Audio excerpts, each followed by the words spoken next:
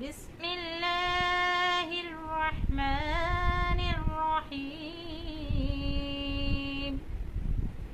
কুল হুয়াল্লাহু আহাদ আল্লাহুস সামাদ লাম ইয়ালিদ ওয়া লাম ইউলাদ ওয়া লাম ইয়াকুল লাহু কুফুয়ান আহাদ।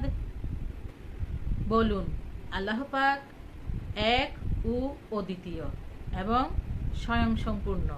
তিনি কাহাকেও জন্ম দেন নাই এবং তাকেও কেউ জন্ম দেয় নাই। তার সমতুল্য কেহই নাই। সুবহানাল্লাহ। এই সূরা শুনতে যেমন সুমধুর, তেমনি এই সূরার বাংলা অর্থ অসাধারণ। সম্পূর্ণ আল্লাহ পাকের একত্ববাদ নিয়ে এই সূরা। যে আল্লাহ পাককে আমরা চোখে না দেখে, কানে না শুনে সম্পূর্ণটাই বিশ্বাসে ঈমান এনেছি, সে আল্লাহ পাক সম্পর্কে এই সূরায় সুস্পষ্ট এবং সুন্দর বর্ণনা রয়েছে। পবিত্র কোরআনের আর কোনো সূরায় এত সুস্পষ্টভাবে, এত পরিপূর্ণভাবে আল্লাহ পাকের একত্ববাদ সম্পর্কে কথা হয়নি।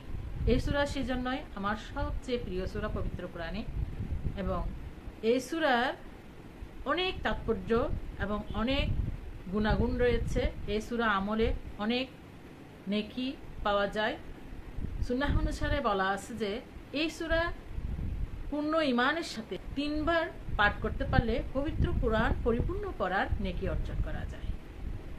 আর এই সূরা 3 বার পূর্ণ ঈমানের সাথে পাঠ করার পর দুহাত তুলে আল্লাহ পাকের কাছে যেই ফরিয়াদ করা হয়, সেই ফরিয়াদ আল্লাহ পাক দ্রুত কবুল করেন এবং আল্লাহ পাক তার ওই বান্দাকে কখনোই খালি হাতে ফিরান না।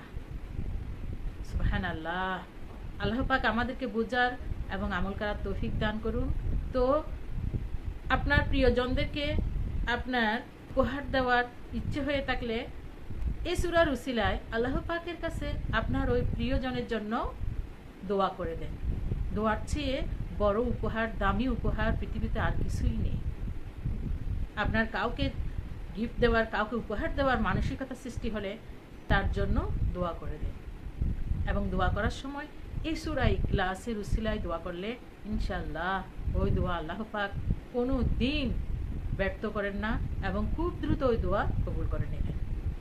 এবং পবিত্র কোরআনের যে সূরা, যে আয়াত আপনি আমল করবেন, সেই সূরা এবং আয়াত আপনি আত্মস্থ করার আগে, আমল করার আগে তার পরিপূর্ণ অর্থটা আপনার নিজ নিজ মাতৃভাষায় ভালোভাবে জেনে শুনে বুঝে পড়বেন। তাতে কিন্তু নেকি আরো দ্বিগুণ হয়ে যায়। সুবহানাল্লাহ। আল্লাহ পাক আমাদের সকলকে নেক আমল করার তৌফিক দান করুন। আমিন।